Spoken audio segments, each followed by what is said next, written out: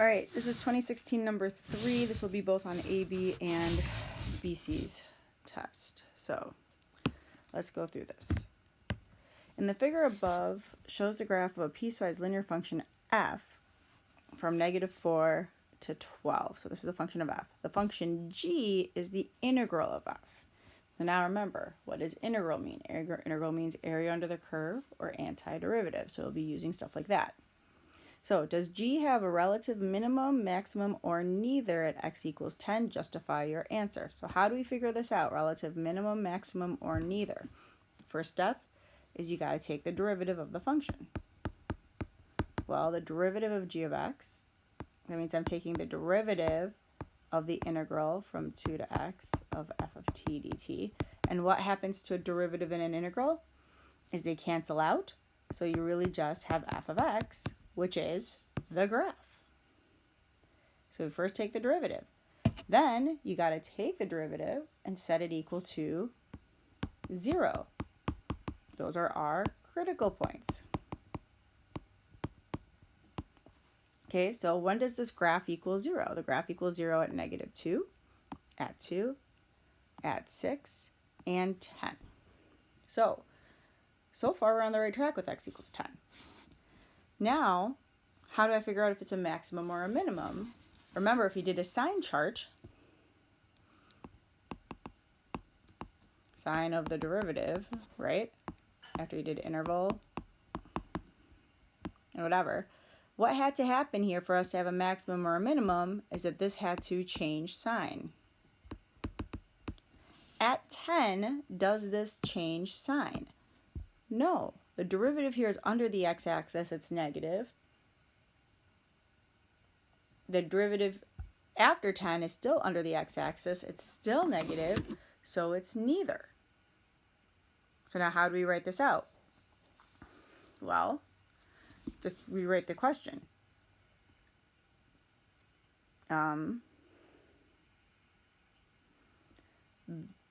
G of x does not have a maximum, make sure you write it out, or minimum at x equals 10 because, why? What did we just say? The sign of the derivative did not change sign.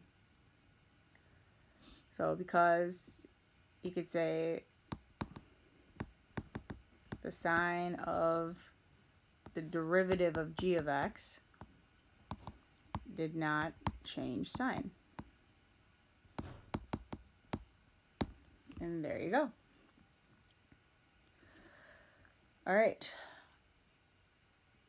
So, part B. Let's move this up a bit. There you go.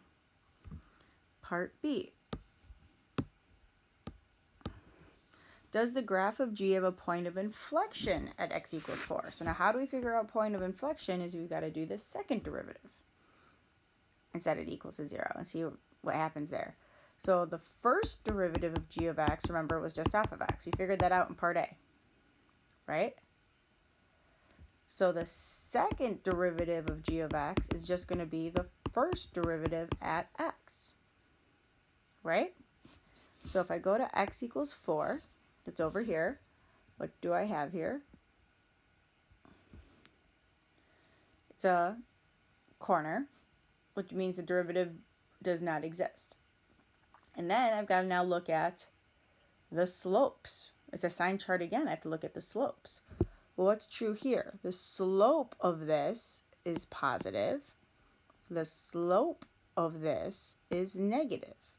So the sign changes. So this is a point of inflection. That means this is where the concavity would change. So yes, you do have a point of inflection. So how would you write it? You would say the graph of g of x, I'm just rewriting the question there, the graph of g has a point of inflection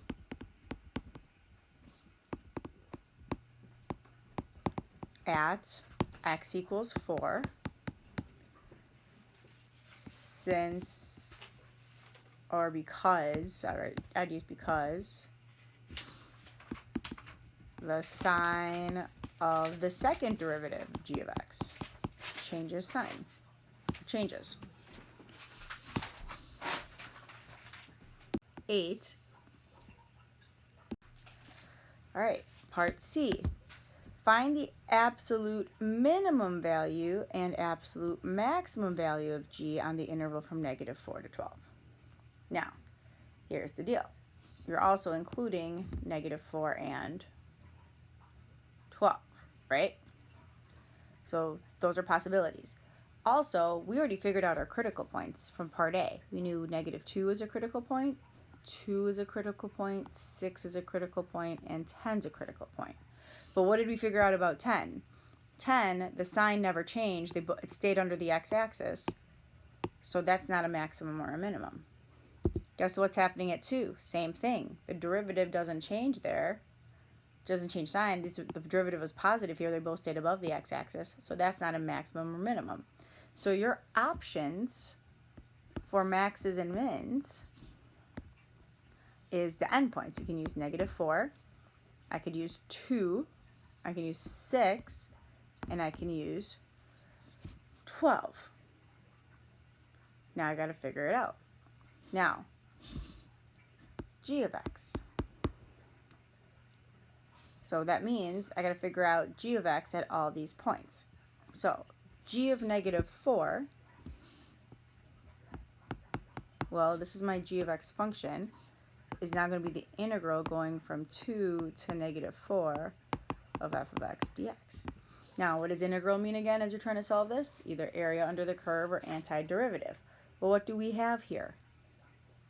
We've got a curve we can figure out the area of, right?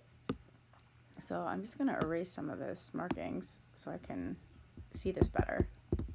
All right, and here we're starting at 2 because it's telling me to start at 2. So I'm starting here at 2, and now I'm going this way. I'm going to the left. I'm going backwards. Well, if I'm going backwards, that changes my area. I got to figure out this area here, and I got to figure out this area here. But because I'm going backwards, I'm changing sign. So that means above the x-axis, it's really going to be negative. Below the x-axis, it's going to be positive. So let me figure out these triangles, right? Triangle area is 1/2 base times height. So the base here is 2, the height is 4. So that means this area would be what?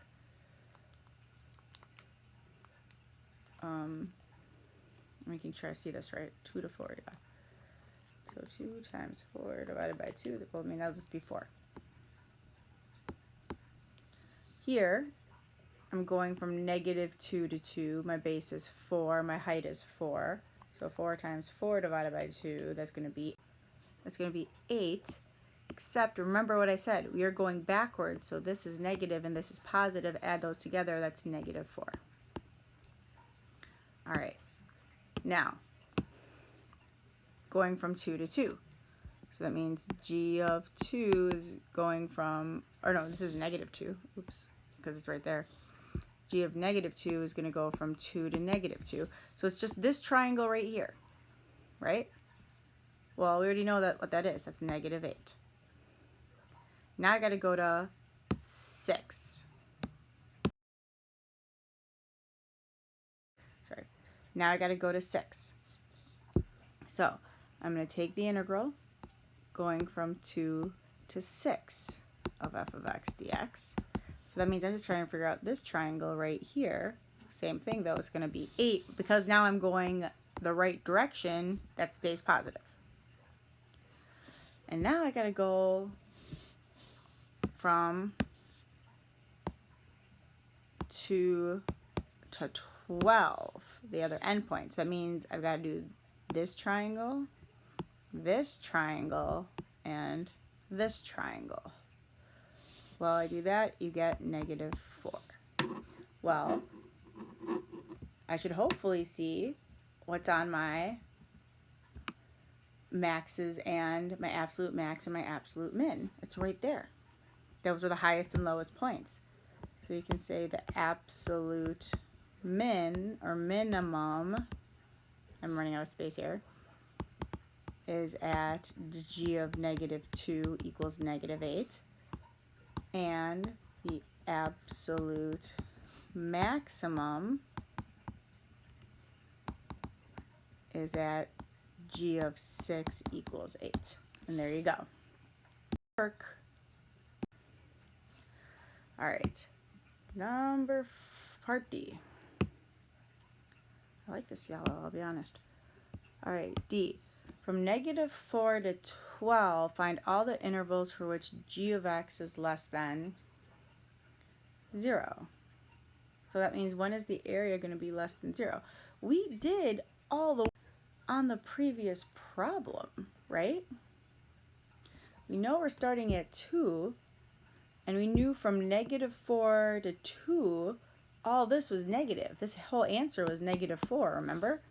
So we know that g of x is less than 0 from -4 to 2. This would be positive.